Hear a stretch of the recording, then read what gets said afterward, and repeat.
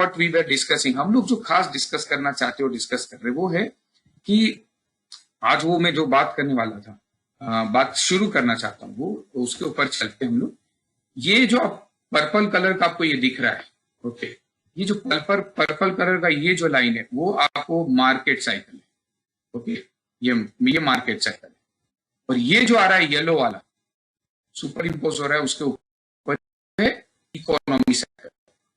अब देखोगे ये यानी ये साइकिल दोनों सेम हो रहा है, पर सिर्फ ये पहले आता है और ये बाद में आता है, जो उतना ही डिफरेंस है। अगर और इंटरेस्टिंग चीज अगर आपको देखेंगे तो उसमें क्या है ना, आप जब आपका मार्केट ऑलमोस्ट रिसेशन की तरफ जा रहा है और अपने बॉटम पे पहुंच रहा होगा ना, तब उससे पहले मार्केट एक्चुअली रिवर्जन शुरू कर चुका है, उससे पहले ही शुरू कर चुका है।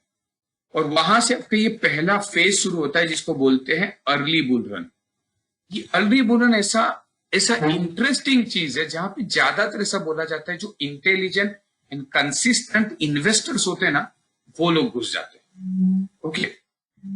वैसे बहुत सारी थियरी है कि उस टाइम पे कौन से टाइप के स्टॉक्स चलते हैं, ये है वो है बहुत है, बट आइडियली जो जनरली स्टॉक से ज्यादा सेगमेंट सेक्टर्स चलते हैं, उसके ऊपर काफी थियरीज भी है कि शुरू में कौन से टाइप के ये चलते हैं, कौन से सेगमेंट चलते हैं, कौन के टाइप के सेक्टर्स चलते हैं।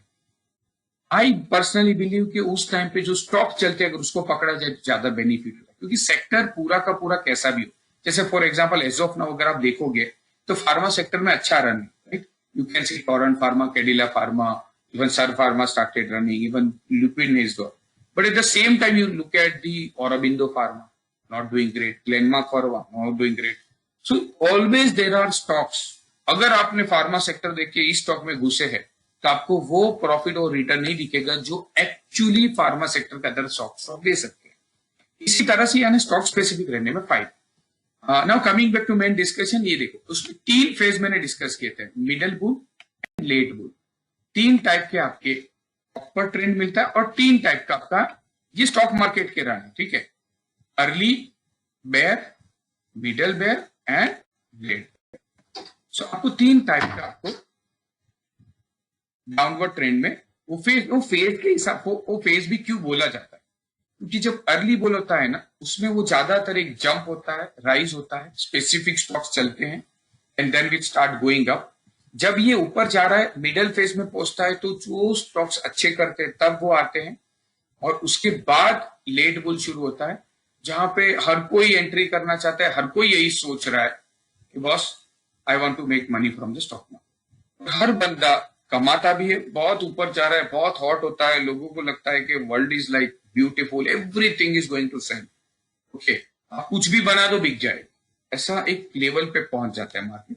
और उस टाइम पे आप देखोगे तो जब मिडल बुल रन होता है तब एक्चुअली मार्केट में थोड़ा ऑलमोस्ट इकोनॉमी रिकवरी आ चुकी होती है एंड इकोनॉमी शुरू हो जाती है अपने रन पे। इनफैक्ट वो काफी लंबा चलता है, but by the time decline शुरू होता है ना, बहुत कम लोगों को समझ में आता है, क्योंकि उस टाइम पे इकोनॉमी का जो आप देखोगे सुपर इम्पोज, इकोनॉमी तब आपको कोई साइन ही नहीं दे रही होती कि भाई रिकवरी हो चुकी है, शायद अभी यहाँ पे मैच्योरेशन आ रहा है।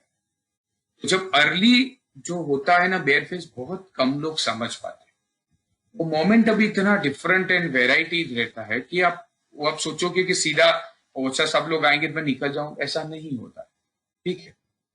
फिर क्या होता है जब इकोनॉमी अपने पीक पे होती है ना, एक्चुअली मार्केट का डिक्लाइन शुरू हो चुका है, then goes into a mid decline, जब actually first sign of economy में वो आता है मैच्योरेशन और रिकवरी, और उसके बाद वो गिरना शुरू होता है बाय द टाइम एंड वो then go into the late bear market, जब actually economy start going down.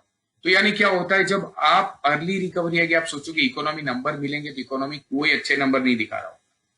In fact when एक बुल मार्केट शुरू होकर आगे जा चुका है तब तो इकोनॉमी एक अच्छे नंबर्स दिखा रहा होगा, आपको क्वार्टर रिजल्ट अच्छे दिखेंगे, सब कुछ होगा। इसी तरह से जब अर्ली डिक्लाइन शुरू होता है तब भी मार्केट में आपको पता ही नहीं लगेगा, क्योंकि कोई गलत नंबर नहीं आ रहे होंगे, तब एक्चुअली बेस्ट रिजल्ट्स आ रहे होंगे, best of the best results आ रहे होंगे, तब एक्चुअली अर्ली बेयर शुरू हो जाता है। आइडिया तो जब मिडल बेयर शुरू था तब एक्चुअली वीकनेस मार्केट की दिखने लगती है, स्टॉक्स में दिखने लगती है। काफी स्टॉक्स एक्चुअली नेगेटिव नंबर्स दिखाने शुरू कर देते, बहुत सारे स्टॉक्स। तो जब लेट लगता है, लेट बेयर मार्केट, तब तक मार्केट एकदम खराब इकोनॉमिक नंबर्स देना शुरू कर देता है। So this is how actually it works, this is how it goes. अभी उस टाइम पे अगर आप, बहुत इंटरेस्टिंग चीज क्या है, अगर आप let's see that very interesting part is the emotional जो जर्नी होती है इन्वेस्टर और ट्रेडर की, दोनों किसी को भी देख लो, उसकी कैसी रहती है वो समझो आप। क्या होता है अर्ली टाइम में जब वो रिकवरी कर रहा है ना, तो नहीं होता, उसको लगता है this rally will fail, life पहले टूटी ना, वो खत्म हो गया, वैसे ये थोड़ा ऊपर नीचे जा रहा है, खत्म ही हुआ, अब भरोसा ही नहीं कर सकते ये रैली। देन एक बहुत जंप मार के ऊपर जाता है, तब एक होप क्रिएट होता है कि हाँ मुझे लग रहा है कि शायद ये ऊपर, हिम्मत नहीं है बाई करने की। Many of the people don't buy. अगर आप है तो मनी ऑफ द पीपल तो स्टॉक मार्केट तरफ देख भी नहीं रहता, जो देख रहा है वो भी यही सोच रहा है। अब एक बहुत आगे जाता है, यानी एक बहुत लंबा जंप मारने के बाद ऑप्टिमिज्म शुरू होता है। अब लगता है कि हाँ लगता है अब बुल मार्केट शुरू हो गया, सबको लगता है अब अच्छा है, देन एक बिलीव बनता है। अभी क्या है ना, उसके बाद और ऊपर जाता है, तब वो लगता है कि नहीं, कोई पहले तो शुरू किया थोड़ा मोटा अमाउंट डाल देते हैं, उसके बाद लगता है नहीं अच्छा अपना अमाउंट डालना चाहिए, ऐसा लग रहा है। उसके बाद मजा आने लगता है, थ्रिल आता है, यानी नाउ यू सी इतना हॉट है मार्केट, आपको थ्रिल फील करता है बंदा कि I will buy more and more. Margin पे लेता है लोग, मार्जिन पे नहीं, फ्यूचर में एक्सेसिव रिस्क ओपन कर देते हैं, बाहर से पैसा लेके भी डाल देते हैं, क्योंकि परसेंटेज गेन बहुत अच्छे होने लगते हैं। Then it reaches to the level of euphoria, लगता है आई एम जीनियस। मेरा भी एक टाइम था, मैंने बताऊं मैं ये सब में से पास हो चुका, तो ये experience it speaks, like experience is coming out. मुझे एक बार ऐसा लग रहा था बस अभी जॉब अब की क्या जरूरत है, I am making a very good money in 2007, चाहिए उतने पैसे बोलो मैं देता हूं, ऐसा ऐसा एक थॉट सोच आ जाती है, आई एम जीनियस, अच्छा पैसा बना रहा हूं।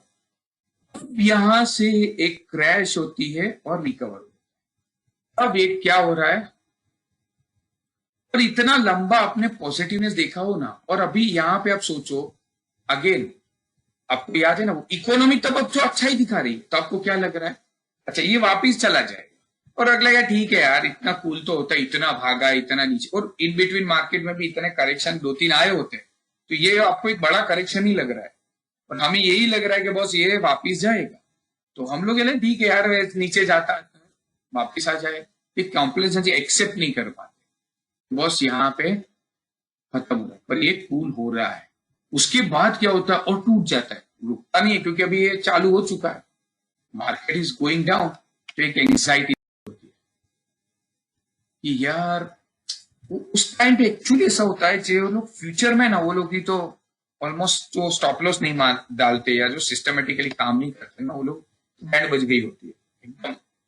शायद किसी लोगों को याद भी होगा 2008 का जो क्रैश सडनली हुआ था, सडनली लोग बहुत, क्योंकि जब ये यूफोरिक कंडीशन में मार्केट होता है, और जब रिकवरी थोड़ा सा कॉम्प्लेक्स, ये वाला रिकवरी जब देता है ना, तब यही लगता है कि बॉस और खड़ा कर देता है, एवरेज टाइप का भी और खड़ा कर देता है। आप एकदम हेवी पोजीशंस में खड़े हो, हाई रिस्क पे खड़े हो, और suddenly it you can't imagine sudden क्या हो गया, एंड अब क्या करूं, कैसे करूं, they have to manage the money, और जो लोग हैं उसमें तो बिल्कुल फंसे होते हैं, तो just they don't understand what has happened.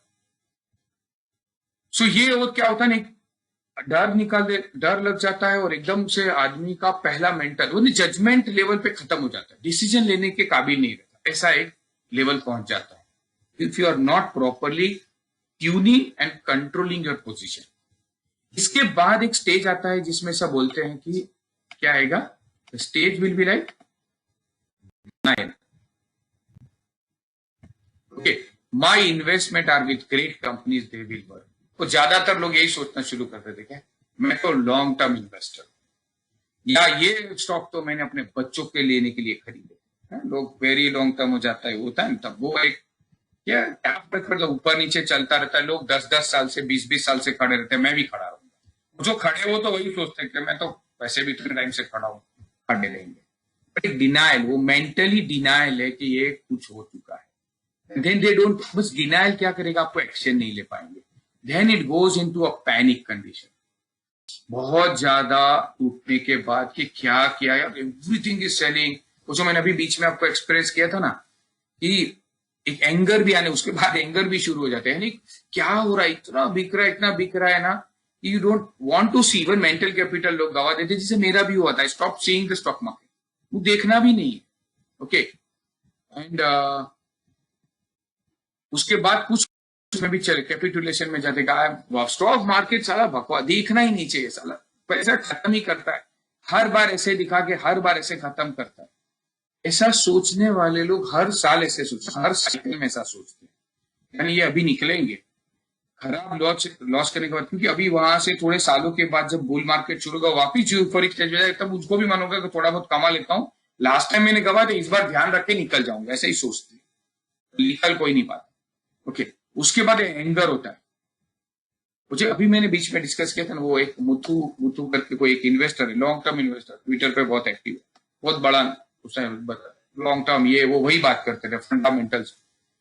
He started asking भाई government has to stop shorting the market, उसको अलाउ ही नहीं करना चाहिए शॉर्टिंग, ये मार्केट में शॉर्टिंग अलाउ नहीं करना चाहिए, शॉर्टिंग की वजह से प्राइस और नीचे जा रहा है।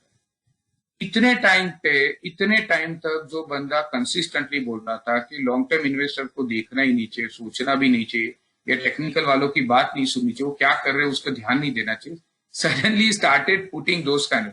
In fact few of the followers उनको बोला भी ट्विटर के ऊपर कि सर आप तो ये बोलते थे कि इसको देखना चाहिए, अब आप you are only telling that. Then he fighting mode में आ गया, बंदा बोलता है मैं अपना ओपिनियन जो चाहे लिख सकता हूँ, जिसको पढ़ना है पढ़े, मैं सबको कोई आंसर नहीं दूंगा। उसका रीजन क्या है, और फायदे क्या है ना, वो मेंटली पीपल लॉस्ट दैट, की इतने साल पीछे चला गया बंदा, क्योंकि इतने साल ऊपर आया था, कोविड में टूट गया, आप इतने साल पीछे चला गया, समझ भी नहीं पाता, वहां से मार्केट ऊपर नीचे होके और नीचे जाता है जब ये डिप्रेशन। ओके, और many of the people lose their retirement money, many of the people lose their entire capital saving, सब खत्म। That's the time that is very depressive my friends. और इसीलिए मैं बताता हूं, हर बार बताता हूं कि बॉस प्लीज आप कभी भी काम करो, risk management is very very very important. इसलिए आज का जो है उसको एडिशनल पॉइंट में डालते हुए मैंने देखा कि अनसर्टेनिटी को मैनेज किया जाता है। तो ये साइकिल को आपको समझना है और हमें इससे बच के रहना है। वो बच के रहने का एक ही कुछ तरीके जो हमने कंसिस्टेंटली ये लॉकिंग पीरियड में हमने डिस्कस किया है। आइडिया ये कि अनलॉक करना चाहता हूं मैं आपके थॉट प्रोसेस को, कि बॉस ये पैसा बनाना इतना मुश्किल नहीं है और इतना आसान भी नहीं है। स्टॉक मार्केट दोनों चीज है, तो इतना मुश्किल भी नहीं, उतना आसान ही नहीं, उसका एक रास्ता है, एक तरीका है। आपको अगर वो सीखेंगे और रास्ता तरीका सीखेंगे तो बड़ा आपके लिए जर्नी आसान हो जाएगी और आप डेफिनेटली एक अच्छा रिस्क ले रहे हो तो अच्छा रिटर्न लेके जाएंगे। इसके बारे में हम नेक्स्ट टाइम डिस्कस